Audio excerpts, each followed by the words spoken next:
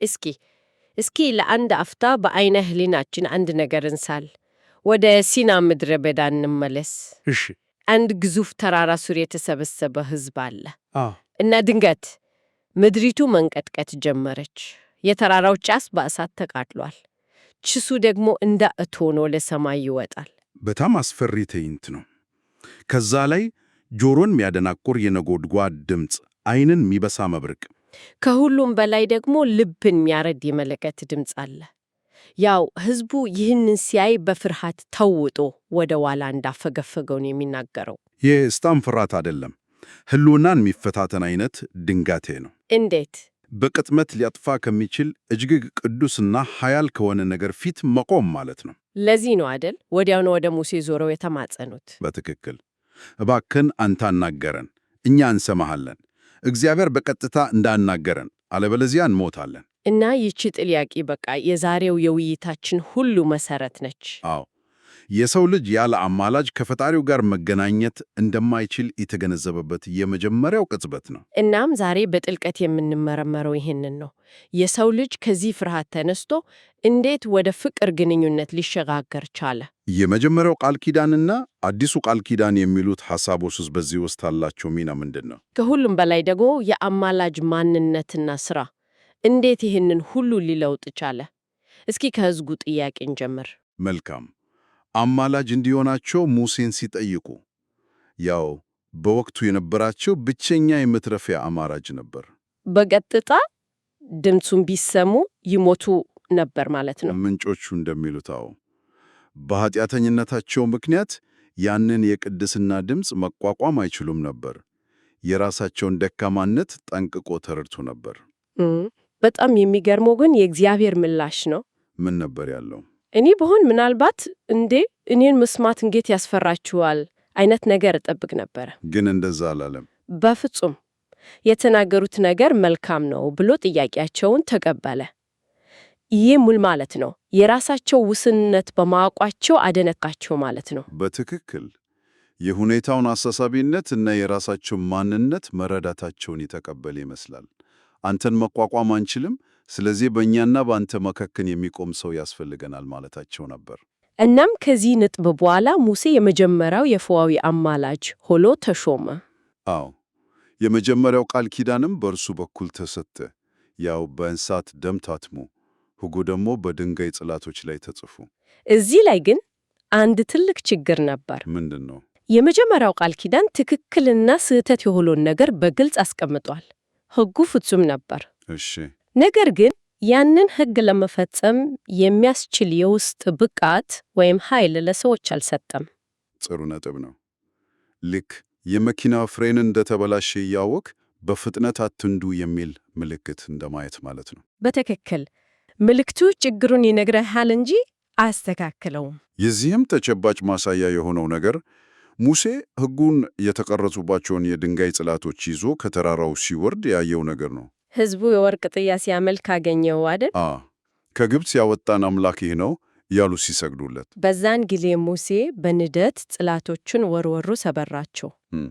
እዚህ ላይ ግን ቆም ብለን ማሰብ አለብን። ይህ ዝም ብሎ የንደት አውትበርስት አልነበረም። ተምሳሌያዊ ትርጉም አለው ማለት ነው። በጣም ጥልቅ ትርጉም አለው። ጽላቶቹ መሰበራቸው ቃል ኪዳኑ በራሱ በሕጉ ላይ ችግር ሳይሆን በሰው ልብ ውስጥ አስቀድሞ በመሰበሩ ምክንያት መፍረሱን ያሳይ ነበር። ዋው! ሕጉ በድንጋይ ላይ ሲጻፍ የሕዝቡ ልብ በጣዖት አምልኮ ተሰብሮ ነበር። የእንስሳት ደም የውጭ ሥርዓትን ሊያከናወን ይችል ይሆናል፣ የሰውን ልብ ግን ሊለወጥ አይችልም። ገባኝ። ችግሩ የሕጉ ሳይሆን የልብ ነበር። ልክ።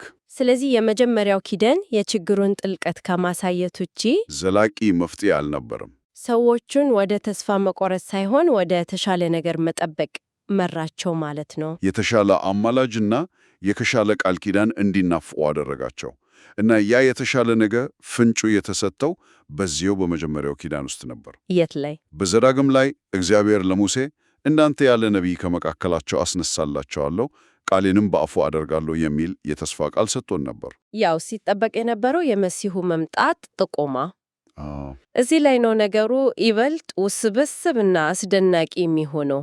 ይህ የተስፋ ቃል ሲፈጸም የተላከው ሌላ ታላቅ ነቢይ ወይም መልአክ ሳይሆን ራሱ እግዚአብሔር ሰው ሆኖ መምጣቱ ነው። ለምንድን ነው አማላጁ ይግድ መለኮታዊ ባህሪ ሊኖረው ያስፈለገው? ለምን አንድ ፍጹም የሆነ መልአክ ስራውን መስራት አልቻለም? ይሄ በጣም ወሳኝ ጥያቄ ነው። ምንጮቹ እንደሚጠቀሙት ማንኛውም የተፈጠረ ፍጡር ሰውም ይሁን መልአክ በባህሪው የኃጢአት ዕድል አለው። የመሳሳት የመውደቅ አቅም አለው ማለት ነው። በትክክል። እንዲህ አይነት አካል በኃጢአተኛ ፍጡርና ፍጹም በሆነው እግዚአብሔር መካከል ዘላለማዊ ድልድል ሊሆን አይችልም። በማንኛውም ሰዓት ሊሰበር ይችላል። ስለዚህ አማላጁ ሁለቱንም ወገኖች በአንድ ጊዜ ሊወክል የሚችል መሆን ነበረበት። አዎ፣ በእግዚአብሔርና በሰው መካከል ያለው ነው የሚለው። የሰውን ልጅ ለመወከል ፍጹም ሰው መሆን ነበረበት። በሌላ በኩል ደግሞ በእግዚአብሔር ፊት ያለ ነውር ለመቆምና የሰው ልጆችን ዕዳ ለመክፈል ፍጹም አምላክ መሆን ነበረበት። እናም ይህ አዲስ አማላጅ አዲስ ቃል ኪዳንን ይዞ መጣ። አዎ፣ የመጀመሪያው በእንስሳት ደም እንደታተመው፣ ይህ አዲሱ ኪዳን ደግሞ በአማላጁ በራሱ ደም የተመሰረተ ሆነ።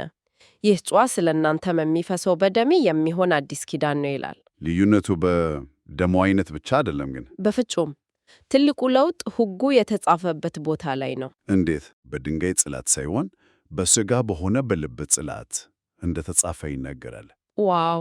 እስኪ ይህንን እናስበው። የመጀመሪያው ሕግ ከውጭ ሆኖ አድርግ አታድርግ ብሎ የሚያስገድድ ነበር። አዲሱ ግን ከውስጥ ሆኖ ላግርብ ላክብር ብሎ የሚያነሳሳ ፍላጎትን ይፈጥራል ማለት ነው። ለውጡ ከውጫዊ ተገዘኝነት ወደ ውስጣዊ መልወጥ ተሸጋገረ። ይሄ በጣም ወሳኝ ነጥብ ነው። ከድንጋይ ወደ ልብ የተደረገ ሽግግር። አዎ፣ ይህም በቀጥታ ከሞት ሕግ ወደ ሕይወት ሕግ ወደ ተደረገው ጉዞ ይወስደናል። ግን እዚህ ጋር አንድ የሚያደናግር ነገር አለ። የሞት አገልግሎት የሚለው ሐረግ በጣም ከባድ ነው። ከባድ ቃል ነው። እንዴት ከእግዚአብሔር የወጣ ቅዱስ ሕግ እንዲህ አይነት አስፈሪ ስም ሊሰጠው ቻለ? ሕጉ ራሱ መጥፎ ነበር ማለት ነው? በፍጹም። ሕጉ ቅዱስ፣ ጻድቅና መልካም ነው። ችግሩ ያለው ሕጉ ላይ አይደለም። ታዲያ ምኑ ላይ ነው? እስኪ እንደዚህ እናስበው። በጣም ከፍተኛ ጥራት ያለው መስታወት አለን እንበል። እሺ። ያ መስታወት ፊታችን ላይ ያለውን የእያንዳንዱን ጉድፍ፣ የእያንዳንዱን ሽፍታ ያለ ምንም ማዛባት ያሳየናል። እውነት ነው። መስታወቱ ጉድፉን አልፈጥረም፣ የነበረውን አሳየን እንጂ። አሃ፣ ገባኝ። ሕጉም ልክ እንደዚያ ነው ማለት ነው። ልክ የሰው ልጅ ኃጢአተኝነትና ከእግዚአብሔር መመዘኛ ምን ያህል እንደራቀ በግልጽ ያሳያል። እናም ያንን ፍጹምነት ከራሳችን ጉድለት ጋር ስናነጻጽር ውጤቱ ኩነኔና መንፈሳዊ ሞት ይሆናል። ለዚህ ነው የሞት አገልግሎት የተባለው። አዎ፣ ምክንያቱም የመጨረሻው ውጤቱ ሞት ነው። ስለዚህ በአዲሱ ኪዳን ያው ሕግ የሕይወት ሕግ ይሆናል ሲባል ሕጉ ተለወጠ ወይም ደረጃው ዝቅ አለ ማለት አይደለም። በፍጹም ሕጉ ያው ነው። የእግዚአብሔር የቅድስና መመዘኛ አይለወትም። የተለወጠው የሰው ልጅ ከሕጉ ጋር ያለው ግንኙነት ነው። ይሄ በሁለት መንገድ ነው የሆነው አይደል? አዎ፣ አንደኛ የአማላጁ መሥዋዕትነት በመስቃወቱ የታየውን ጉድፍ በሙሉ የሚያስቸዳ ይቅርታን አመጣ። ስለዚህ የኩነኔው ስሜት ተወገደ። ሁለተኛውስ? ሁለተኛ ወደ ልብ የገባው መንፈስ ቅዱስ ሕጉን ለመፈጸም የሚያስችል አዲስ የውስጥ ኃይልና ፍላጎት ሰጠ። ስለዚህ ተነሳሽነቱ ከፍርሃት ወደ ፍቅር ተቀየረ። በትራንስግረስ ባደርግ እቀጣለሁ ከሚል ስለምወደው ላስደስተው ወደሚል። በትክክል። እንግዲህ ዋናው ነጥብ ይሄ ነው። ለውጡ ያለው በሕጉ መጽሐፍ ላይ ሳይሆን በሰው ልብ ኦፕሬቲንግ ሲስተም ላይ ነው። አዎ፣ አንድ ሰው የእግዚአብሔርን ፍቅር በመስቀል ላይ በተጨባጭ ሲያይ ምላሹ እግዚአብሔርን መውደድ ይሆናል። ያ ፍቅር ደግሞ ትልቁ መነሳሳት ይሆናል። ይህንን ሁሉ ቲዮሪ በተግባር ለማየት ያቺ በዝሙት የተያዘችው ሴት ታሪክ ጥሩ ምሳሌ ይመስለኛል። አዎ፣ በዮሐንስ 8 ላይ ያለው ፈሪሳውያን በሕግ መሠረት እንድትወገር ሲጠይቁ አማላጅ የሆነው ኢየሱስ ምን እንዳደረገ እናስታውስ። አልኮነናትም። ይልቁንም ትኩረቱን ወደ ከሳሾቿ አዞረ። ከእናንተ ኃጢአት የሌለበት መጀመሪያ ድንጋይ ይውገርባት። በቃ መስታወቱን ወደ እነሱ አዞረው። ሁሉም በሕጉ ፊት ጥፋተኛ መሆናቸውን አሳያቸው። ከዛም አንድ የሚገርም ነገር አደረገ። ዝቅ ብሎ በጣቱ መሬት ላይ መጻፍ ጀመረ። ይህ ድርጊቱ ብዙ ትርጓሜ ያለው አይደል? በጣም አንዳንዶች የድንጋይ ጽላቶችን በጣቱ የጻፈው እግዚአብሔር አሁን በአዲሱ ኪዳን ሕጉን በልብ እንደሚጽፍ ለማሳየት በምድር ላይ የጻፈ ነው ይላሉ። ሌሎች ደግሞ የከሳሾቹን ኃጢአት እየጻፈ ነበር ይላሉ። ምክንያቱ ምንም ይሁን ምን ድርጊቱ ትኩረትን ከሴቲቱ ጥፋት ወደ ሕጉ ሰጪ ማንነት አዞረ። ከዛ ከሳሾቿ አንድ በአንድ ጥሏት ሄዱ እና ለሴቲቱ የሰጣት ምላሽ የአዲሱን ቃል ኪዳን ሙሉ ታሪክ ያጠቃላል። እኔም አልኮነሽኝም ማለት ይሄ ይቅርታ ነው። ከዛም ሄደሽ ዳግመኛ ኃጢአት አስሪ በማለት ለአዲስ ሕይወት ኃይልን ሰጣት። ኩነኔን ማስወገድ እና ለአዲስ ሕይወት ኃይልን መስጠት። የድሮ ኪዳን ይህንን ካላደረግሽ ትሞቻለሽ ይላል። ፍጻሜው ኩነኔ ነው። አዲሱ ኪዳን ግን ይቅር ተብለሻል፣ ስለዚህ ይህንን ለማድረግ አሁን ኃይል አለሽ ይላል። መነሻው ይቅርታ ነው። ልዩነቱ የሰማይና ምድር ያህል ነው። ፍርሃቱን በፍቅር ግዴታን በፍላጎት ይተካሉ።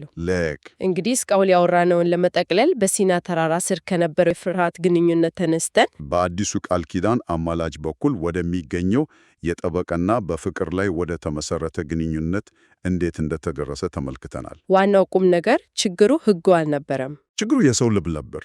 ስለዚህ መፍትሄውም አዲስ ሕግ ማምጣት ሳይሆን ልብን ከውስጥ ሊለውጥ የሚችል አዲስ አይነት አማላጅ እና አዲስ አይነት ቃል ኪዳን ነበር። ከድንጋይ ላይ ተጽፎ ከውጭ ከሚያስገድድ ሕግ ፈንታ በልብ ላይ ተጽፎ ከውስጥ በፍቅር የሚያነሳሳ ሕግ መጣ።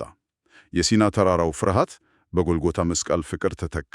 ይሄ እጅግ ጥልቅ የሆነ ለውጥ ነው። ለበለጠ ማሰላሰል አንድ ጥያቄ አንስተን ውይይታችንን እንዝጋ። እሺ።